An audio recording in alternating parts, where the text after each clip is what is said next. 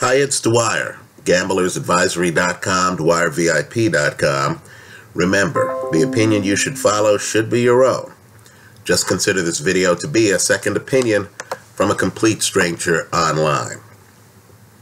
You know, the heavyweight belt will be up for grabs in a very serious fight between champion Joseph Parker and challenger Hughie Fury.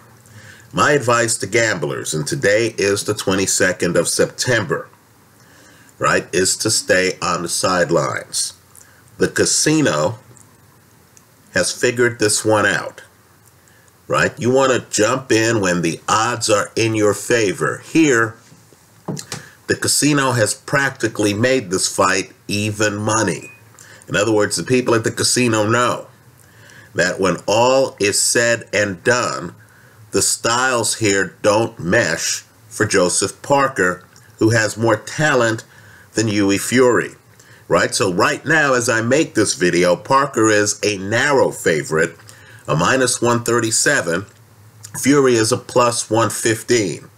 You're not being compensated enough here for betting on the underdog, who I think is the worst possible person style-wise in the entire heavyweight division for Joseph Parker to fight. Let's talk about why. When you have a great jab, and Fury has a great jab, that jab is like a fence around you, right? People try to get inside on you, they run into the fence. That jab keeps them outside. Now, when you marry that great jab with great legs, when you're able to get up on your toes, right, in the heavyweight division, especially now, in this flat-footed era at heavyweight, when you're able to get up on your toes and float like a butterfly around the ring, that's what Ali used to call it, float like a butterfly, right? Then the other guy is not just running into a fence. They're trying to hit a moving target that they couldn't get close to if the target is stationary. So to get inside, you need to be aggressive. You either need to run red lights and hop the fence, figuratively speaking. Think Corey Sanders against Vladimir Klitschko, right? Or you need to bob and weave your way in. Try to get underneath the jab to get inside.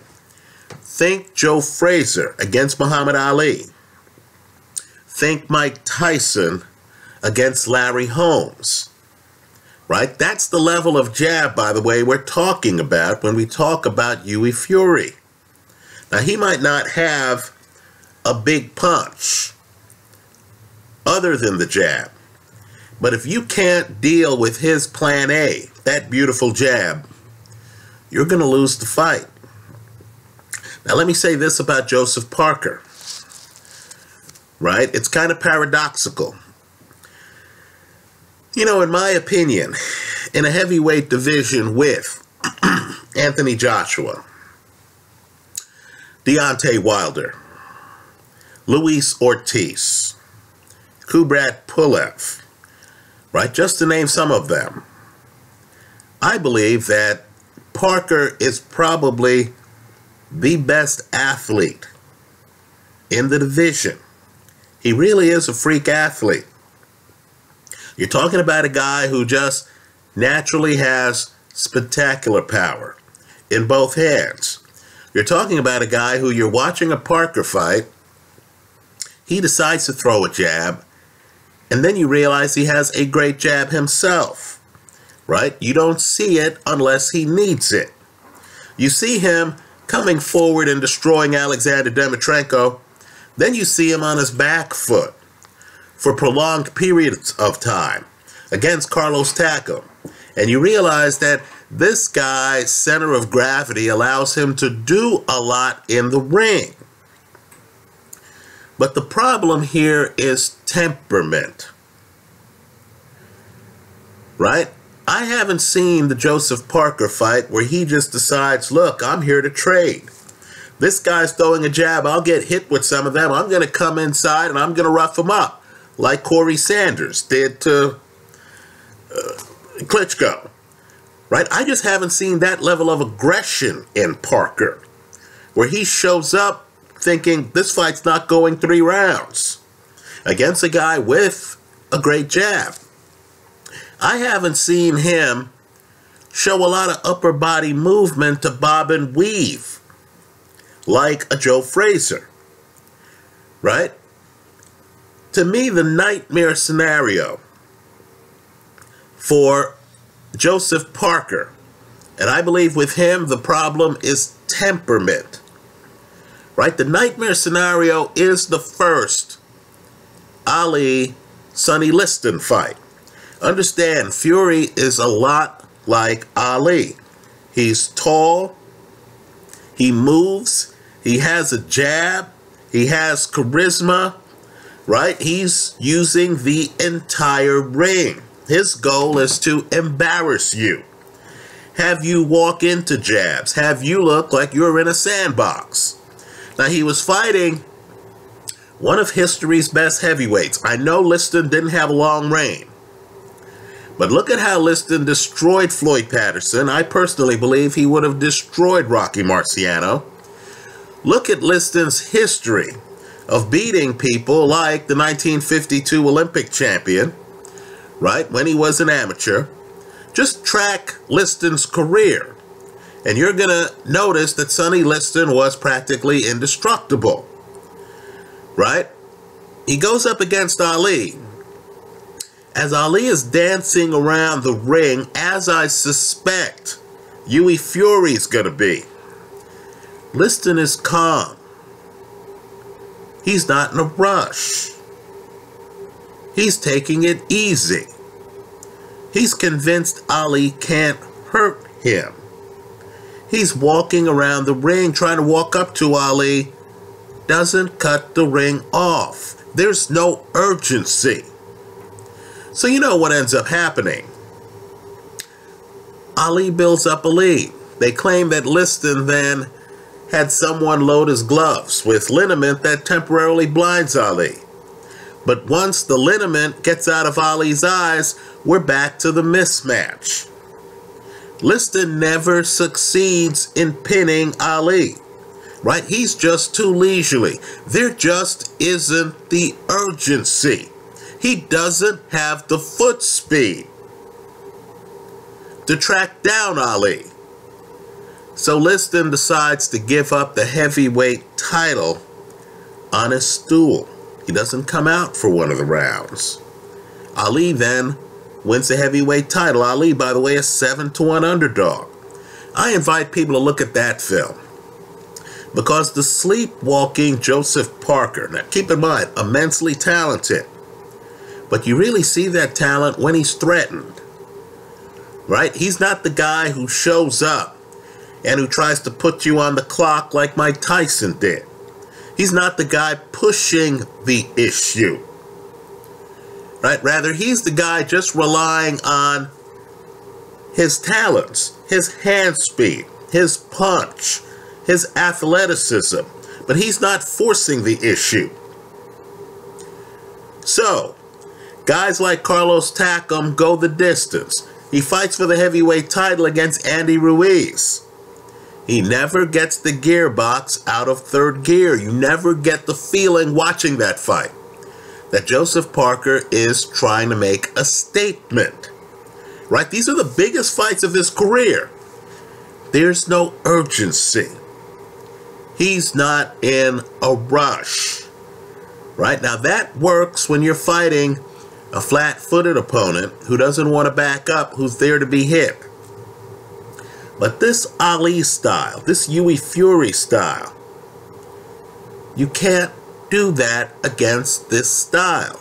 Because when a guy has a great jab, he's winning the slow rounds. If you don't get close enough to him, he's going to take all of the slow rounds. Look at Vladimir Klitschko when he fought Sultan Ibragimov. right? Klitschko just stays in jab mode and is able to win that fight, right? A guy like Fury, tall, that jab creates distance between him and an opponent. He knows how to lean, right? If you're not a guy who's going to be hyper aggressive like Joe Frazier, get underneath the jab, hit the guy to the body, make the guy work.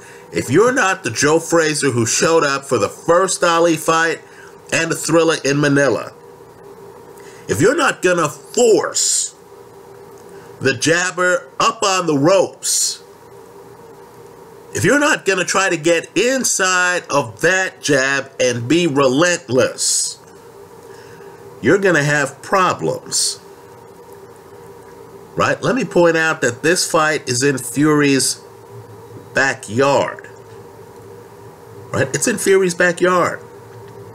So Parker, who has fought the better opponents than Fury, if Parker has any level of complacency, if he shows up thinking, I'm the champ, I hit harder than Fury, I'm the better athlete than Fury, if Parker has any of those delusions and takes the first few rounds for granted, he might find himself in a hole on the scorecards that he can't get himself out of, right? So I do think Fury has a very good chance of upsetting Joseph Parker.